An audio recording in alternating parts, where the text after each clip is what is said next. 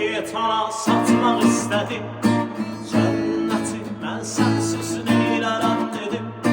Şeytanda ruhumdan üz çevirəndə bildim ruhum səndə qalıb, cismim kəfənidə.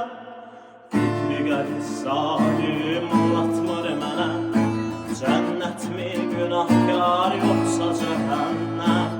Mən səni bu fani dünyada sevdim, indi bir gəl görsən nədir cəhənnəm. Dualar faydasız eşq sərxoşuna, hər gecə yazıram məzar daşına.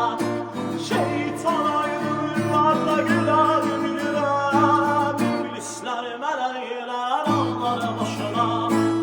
İndi gəlir zalim anlatmır mənə, cənnət mi günahkar yoxsa cəhənnəm.